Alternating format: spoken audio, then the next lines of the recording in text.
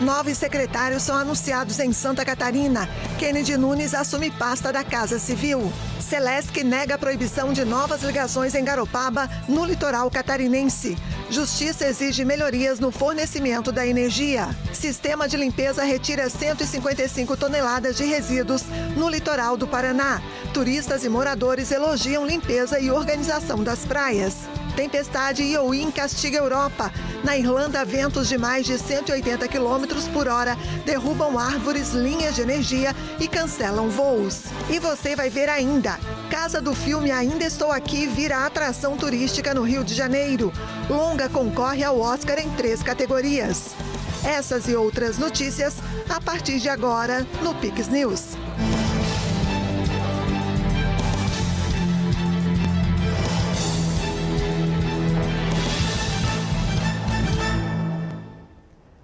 Olá, sejam todos bem-vindos ao Pix News desta sexta-feira, 24 de janeiro, agora 8h07 no horário de Brasília. No litoral do Paraná, equipes da Sanepar já retiraram mais de 150 toneladas de lixo das praias nesta temporada. Desde o fim de dezembro, 142 funcionários contratados pela Sanepar estão realizando a limpeza das praias de Guaratuba, Matinhos e Pontal do Paraná.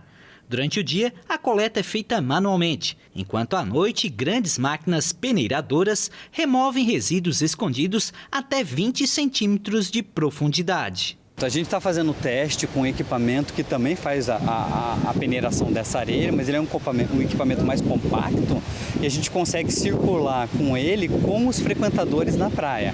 Enquanto que o equipamento noturno, que é um equipamento maior, a gente não consegue com pessoas na praia. Então ele é indicado realmente para o período noturno e o período da madrugada. Esse equipamento do dia, a gente consegue passar por entre os guarda-sóis, a gente consegue passar por entre os frequentadores. E ele faz praticamente o mesmo trabalho de peneiração da areia. Além da limpeza, a Sanepar distribui sacolas de lixo produzidas em bioplástico 100% compostável, que se transformam em adubo em até 180 dias. Essa iniciativa visa diminuir o impacto do plástico no meio ambiente e sensibilizar os banhistas sobre o descarte adequado. Cara, tá sensacional. Inclusive eu tava comentando aqui com a minha namorada que a gente não tinha trazido sacolinha para guardar o lixo. E o pessoal passou entregando, recolhendo o que a gente tinha ali. Então tá show de bola. Mas é muito bom, né? Chegar até a praia limpinha ali, pra gente poder curtir é bacana. As ações da Sanepar estão gerando resultados significativos não apenas para representações do meio ambiente, mas também para o turismo local. Turistas do Brasil e do exterior têm elogiado as condições das praias, ressaltando a importância da limpeza e da organização para um verão mais agradável. Praia, nossa água está muito limpa, você vê, nós não temos nenhum ponto contaminado, pelo que eu saiba, né? Atrai muito, inclusive nós estamos com amigos na nossa casa do Chile, é a segunda leva que vem do Chile, eu alugo um apartamento, né? E a segunda leva que eu trago do Chile, tive 2 famílias de Santa Catarina, tive uma família de Camboriú e agora tenho uma família do Chile. Todo bien, la verdad es que me ha llamado mucho la atención porque muy preocupado de la limpieza, digamos, el entorno muy bonito, no, todo bien. Bombeiros militares de Santa Catarina têm ampliado tecnologias utilizadas para o atendimento à população. Ferramentas novas e atualizações têm permitido uma melhora nas ocorrências realizadas pela corporação. Os bombeiros têm ampliado o uso de ferramentas como aplicativos de chamada de vídeo, o que tem permitido aos agentes agilizar os atendimentos. O avanço tecnológico representa uma maior segurança na hora de atender a um chamado. Um exemplo são as ferramentas de mapas, que permitem aos bombeiros militares localizar ocorrências com mais precisão, além de informar a distância para o atendimento. A primeira corporação, é o primeiro órgão de emergência que está disponibilizando, em tempo real os recursos de maneira agregada para o atendente lá na ponta. Então, o nosso atendente ele tem a visão muito melhor agora da cena. A gente tem muitas ocorrências chegando, muitas ocorrências geradas, muitas pessoas pedindo ajuda. E tudo isso hoje é gerenciado em lista, são filas de chamadas. Então, quando a gente tem tudo isso em um mapa, abre um leque muito maior de possibilidade de melhorar a gestão daquele atendimento. Com o aprimoramento dessa ferramenta, o atendente que recebe a chamada pelo 193 consegue visualizar em uma mesma tela a localização da ocorrência e todos os recursos de atendimento disponíveis nas proximidades. É possível também verificar se há algum hidrante próximo, no caso de incêndios ou em situações de atendimento pré-hospitalar. Identificar se há um quartel ou posto de guarda-vidas que possa prestar atendimento mais rápido, enquanto a ambulância da corporação se desloca para o local. O mapa também está ligado a câmeras de monitoramento BEM-TV das cidades. As câmeras da Secretaria de Segurança Pública do projeto BEM-TV também estão disponíveis no mapa, então a gente gera a ocorrência, vê a ocorrência onde ela está e vai verificar ali se de repente já tem uma câmera logo ao lado. Né? Tendo aquela câmera, a gente já consegue estar lá na cena utilizando aquele recurso. Não só esse, também hoje a gente consegue, o nosso atendente, ele consegue entrar em contato com a pessoa que está precisando de ajuda por WhatsApp, por vídeo, chamada se for o caso, e apoiar o atendimento. Isso é muito legal. Por exemplo, a gente tem casos onde há pessoas com problema, está com parada cardiorrespiratória, vamos dizer. Então, às vezes a pessoa não tem um conhecimento de como realizar a massagem torácica, né, o RCP. Então, o nosso atendente ali, o nosso bombeiro vai ligar para a pessoa com vídeo e vai poder demonstrar como fazer, né, antecipando isso, claro, né, enquanto a ambulância já está indo, a aeronave, né, o Arcanjo já está indo para a ocorrência, enquanto esses recursos já estão chegando na ocorrência, o atendente pode lá, o bombeiro pode ajudar a pessoa lá na ponta a fazer a massagem e garantir que aquela pessoa, né, tem uma chance maior de sobreviver. Outra ferramenta que está sendo utilizada é o rastreamento das viaturas. Agora, os bombeiros em serviço ativam a localização através do aplicativo CBM SC Cidadão, permitindo que o deslocamento da viatura seja monitorado em tempo real e a estimativa de chegada seja informada ao solicitante. Na noite de ontem, durante a partida do Campeonato Catarinense entre Marcílio Dias e Hercílio Luz, em Santa Catarina, o governador do estado, Jorginho Mello, autorizou o município de Itajaí a firmar parcerias público-privadas para ampliação e modernização do estádio Doutor Hercílio Luz, conhecido como Gigantão das Avenidas. Inaugurado em 1921, o estádio é a casa do Clube Marcílio Dias e, ao longo de mais de 100 anos, passou por várias reformas. O objetivo atual é transformar o local em um centro esportivo e de lazer moderno.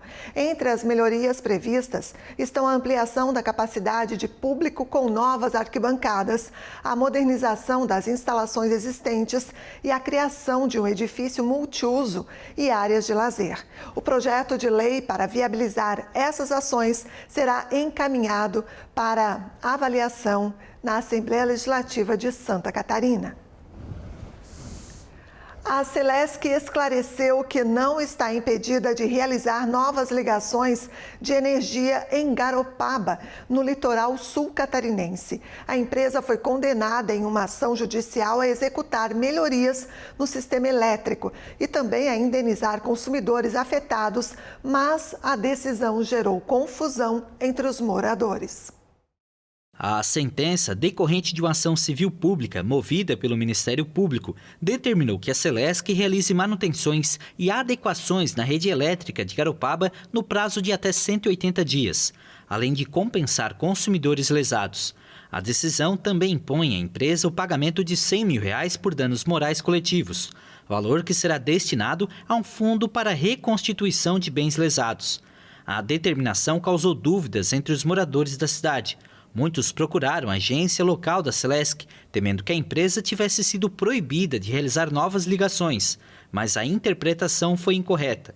Em nota, a Celesc esclareceu que já investiu cerca de R$11 milhões nos últimos anos em melhorias na rede elétrica da região, além de planos para a construção de uma nova subestação até 2025. A empresa garantiu que, mesmo recorrendo da decisão, segue comprometida com a entrega de energia elétrica de qualidade. A estatal destacou que continuará trabalhando para esclarecer as particularidades técnicas do fornecimento de energia na região e atender às necessidades dos consumidores. O governador Jorginho Mello deu posse a novos secretários de Estado em Santa Catarina. A cerimônia aconteceu nesta sexta-feira em Florianópolis, com o objetivo de reorganizar as pastas e aprimorar a gestão pública. Na Casa da Agronômica, o governador Jorginho Melo formalizou as mudanças no secretariado estadual, destacando que as alterações visam melhorar as entregas à população. Entre os empossados estão Kennedy Nunes, que assume a Casa Civil, e Bruno Oliveira, na Secretaria de Comunicação. Também foram nomeados Catiane Seife, no Turismo, Coronel Flávio Graff, na Segurança Pública, Adeliana Dal Ponte, na Assistência Social, Mulher e Família, e Beto Martins, nos Portos, Aeroportos e Ferrovias. São pessoas da mais alta credibilidade e que vêm somar, que vêm ajudar que o governo continue fazendo essas entregas que está fazendo com mais velocidade e com mais compreensão. É isso que nós vamos fazer. Na presidência do Detran, quem assume é Ricardo Miranda. A escolha do Jorginho de me manter no Detran agora na presidência, demonstra a intenção de continuidade do trabalho que vinha sendo feito pelo presidente Kennedy e eu como vice-presidente. Então o trabalho agora é dar continuidade àquilo que foi feito nesses 2 anos. Durante a cerimônia, Kennedy Nunes, novo secretário da Casa Civil, reforçou a importância de alinhar as ações do governo e a interlocução com a Assembleia Legislativa. Mas a gente sabe que na administração pública existe o fator político.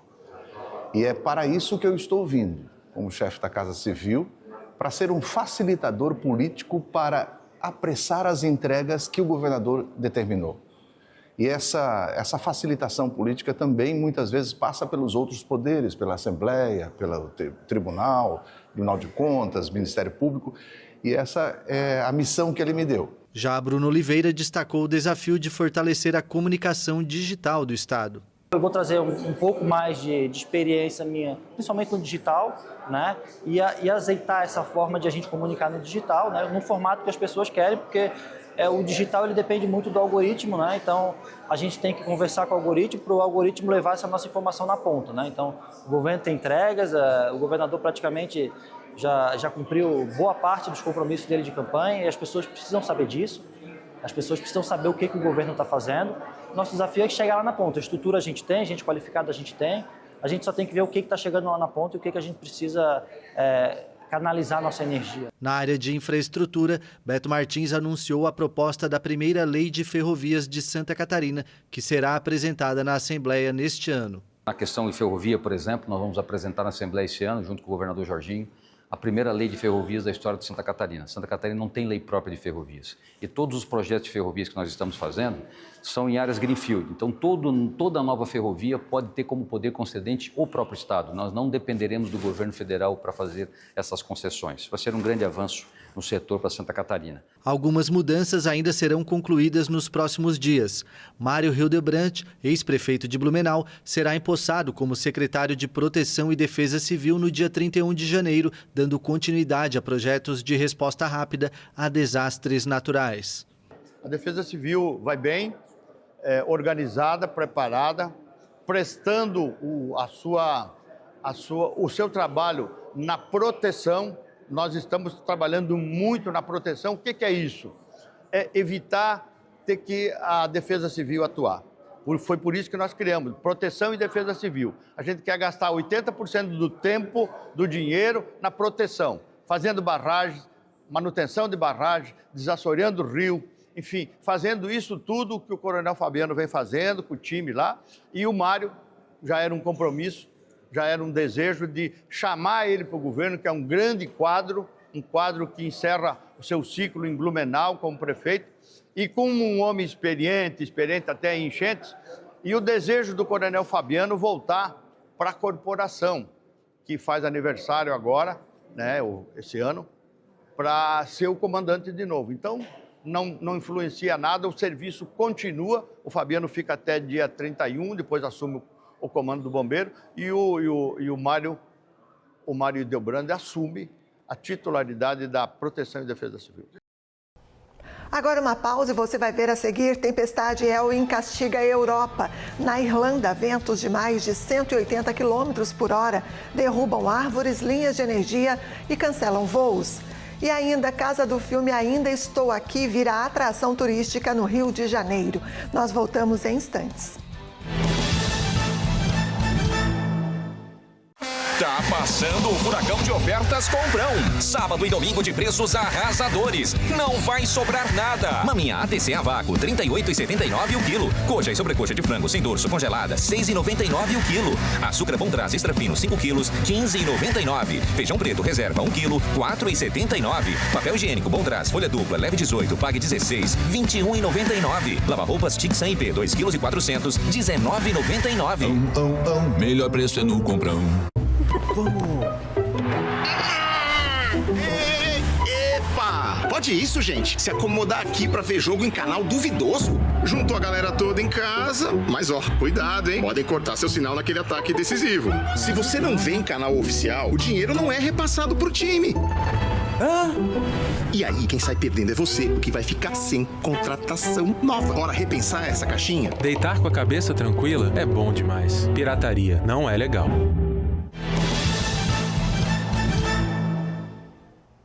Estamos de volta agora, 8h23.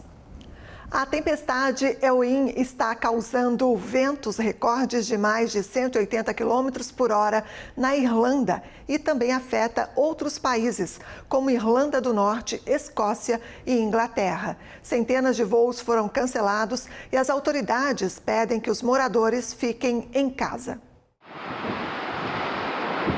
A Irlanda registrou as rajadas de vento mais fortes nesta sexta-feira, quando a tempestade Eowyn chegou do Atlântico, deixando milhares de casas sem energia, impedindo voos e fechando escolas.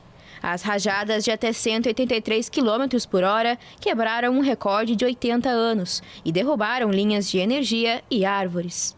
A primeira-ministra Michelle O'Neill alertou que havia uma ameaça genuína à vida e à propriedade, dizendo que a região estava no olho da tempestade.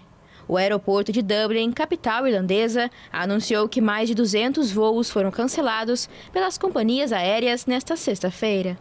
O presidente do Grupo Nacional de Coordenação de Emergência da Irlanda, Keith Leonard, disse que a tempestade Eowyn provavelmente será uma das mais severas que o país já viu.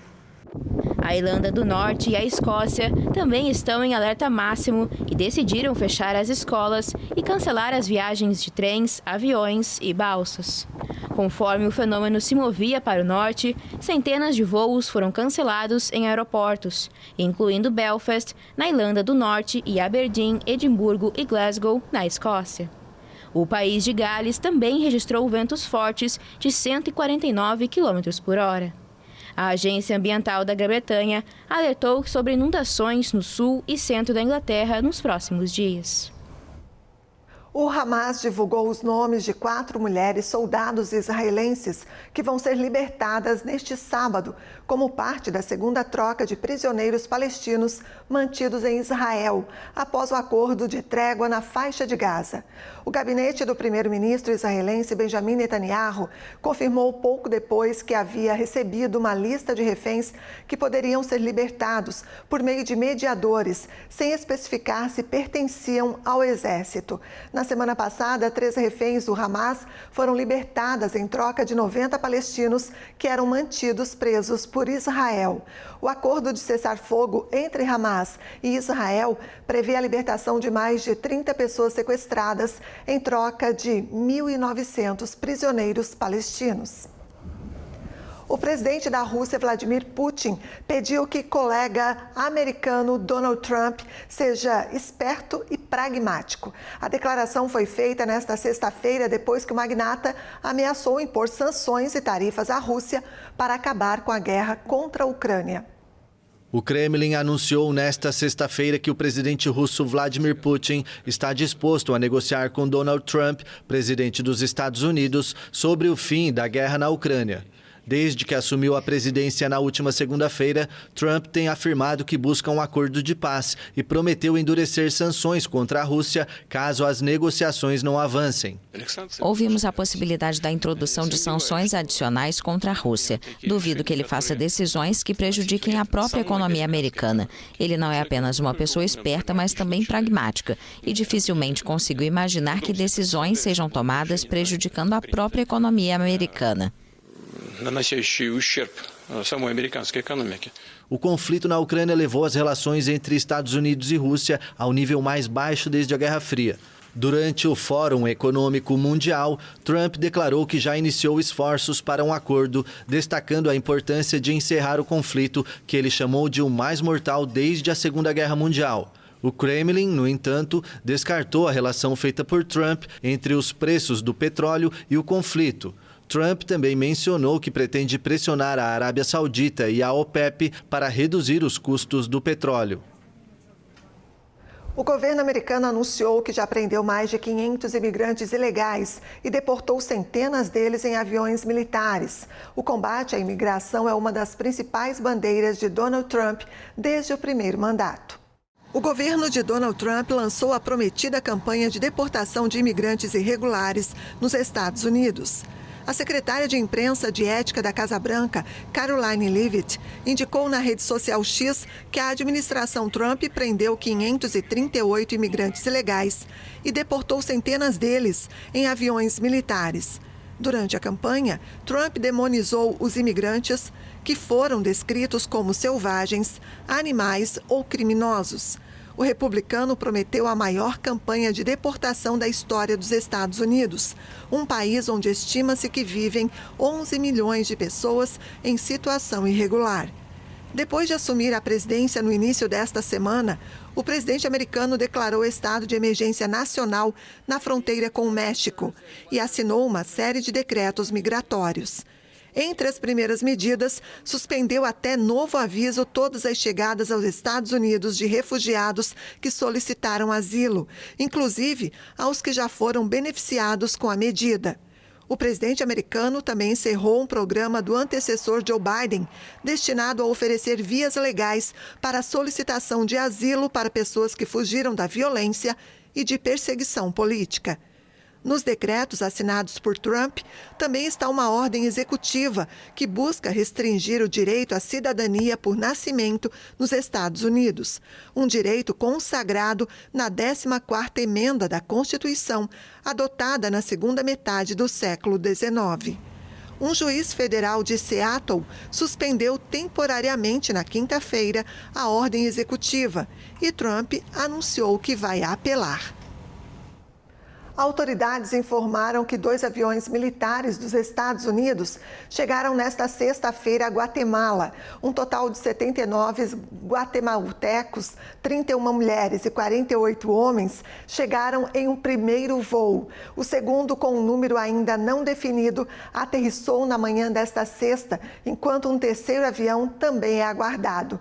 Nem Estados Unidos, nem Guatemala informaram se há no grupo alguns dos 538 imigrantes ilegais presos ou das centenas de expulsos que a Casa Branca anunciou na noite de ontem.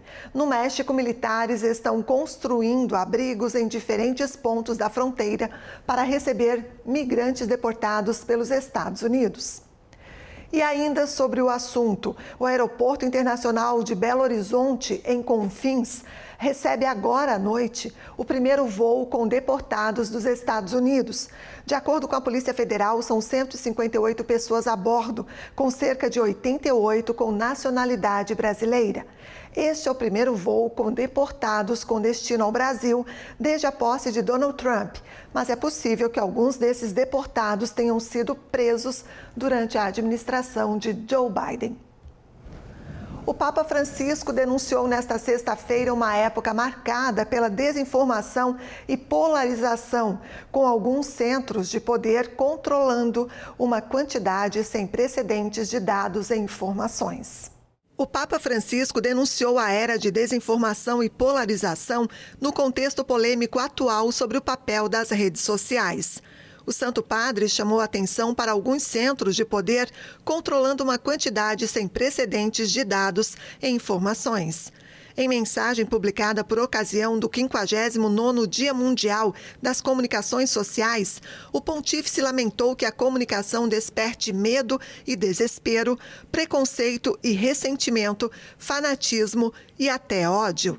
O chefe da Igreja Católica ainda criticou algoritmos que modificam a percepção das pessoas da realidade.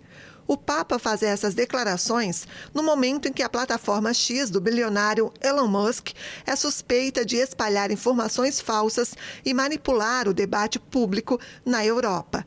Várias instituições, grupos e personalidades anunciaram nas últimas semanas que estavam deixando a rede social ou interrompendo a atividade nas contas. A Meta, empresa matriz do Facebook e do Instagram, de propriedade de Mark Zuckerberg, também levantou preocupações no início de janeiro ao encerrar o programa de verificação de fatos nos Estados Unidos, substituindo-o por um sistema de notas de contexto semelhante ao usado pelo X. O Bioparque do Rio não faltou aos moradores em tempos tão quentes. Para enfrentar o verão, o zoológico da Cidade Maravilhosa presenteou a bicharada com guloseimas geladas. O calor tem sido escaldante ao longo da semana no Rio de Janeiro, onde a sensação térmica ultrapassa os 40 graus com frequência. Para minimizar o efeito nos animais, o zoológico da Cidade Maravilhosa presenteou os moradores com agrados gelados. Depois de se fartar, o urso Balu ainda se refrescou no laguinho que possui no cercado. Aqui no Rio de Janeiro, as temperaturas ultrapassam os 40 graus, com sensação térmica de quase 50 graus. E como alternativa para se refrescar nesse calor, além das opções que os animais já têm no próprio recinto, hoje nós inserimos picolés na rotina dele. Ninguém foi esquecido. Até as vacas do zoo receberam guloseimas para minimizar o calor. A onça negra Poti aprovou o presente que caiu bem ao paladar. Pegando o gancho desse calorão, como mais uma opção para eles se refrescarem, o picolé acaba sendo uma excelente opção. Então, para os animais carnívoros, o sabor preferido, sangue. Para outros animais, frutas ou legumes, mas para todo mundo, o picolé é uma festa. Uma festa até para o discreto lobo-guará. Sem se importar com o público, o cachorro de barba preta mergulhou no banquete gelado. O macaco tá certo. E ainda no Rio de Janeiro, turistas ganharam um novo cartão postal na Cidade Maravilhosa. A casa onde foi gravado o filme Ainda Estou Aqui, o imóvel que está à venda, fica na zona sul da cidade. Escondido em um dos bairros mais tradicionais da zona sul do Rio de Janeiro, a Urca, fica este casarão. O imóvel na rua Roquete Pinto, com a Avenida João Luiz Alves, foi um dos principais cenários do filme Ainda Estou Aqui. O longa recebeu 3 indicações para o Oscar, incluindo a de melhor filme. A casa virou atração turística. Eu fiz questão, não sou daqui do Rio, sou de Brasília, fiz questão de vir aqui para ver essa casa, tirar uma foto dessa casa e registrar e deixar registrado para os meus netos, né, para a minha família, o quão importante, às vezes, é um filme, né, para retratar a história, guardar a memória do país, né? Estamos muito orgulhosos do nosso cinema, do cinema brasileiro, e até o dia do Oscar nós estaremos na torcida por Fernanda Torres e pelo filme Ainda Estou Aqui. O filme, dirigido por Walter Salles, mostra a luta de Eunice Paiva, interpretada por Fernanda Torres, para esclarecer o desaparecimento do marido, o ex-deputado Rubens Paiva, sequestrado pelos militares em 1971. Nas filmagens, o imóvel foi caracterizado como o extinto endereço, onde o casal viveu com os 5 filhos, no bairro Leblon, também na zona sul do Rio. A casa está à venda. Para dizer a beleza que ela tem aproximadamente 480 metros quadrados. E tivemos a glória, entendeu? O privilégio de ter sido contemplada com a gravação e a indicação para o Oscar. Atriz, filme estrangeiro. Foi fantástico. Nós estamos em negociações com 2 famílias, uma do Mato Grosso e uma de Minas Gerais. Vamos ver quem é que vai bater o martelo.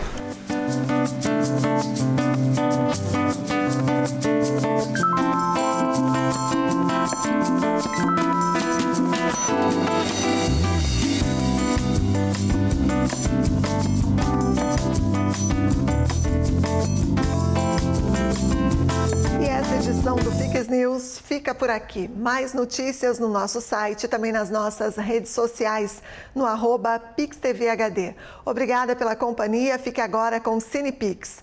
Aproveite o fim de semana com responsabilidade. A gente se encontra ao vivo na segunda-feira, a partir das 8 da noite, com mais uma edição do Pix News. Pix TV é conteúdo todo dia.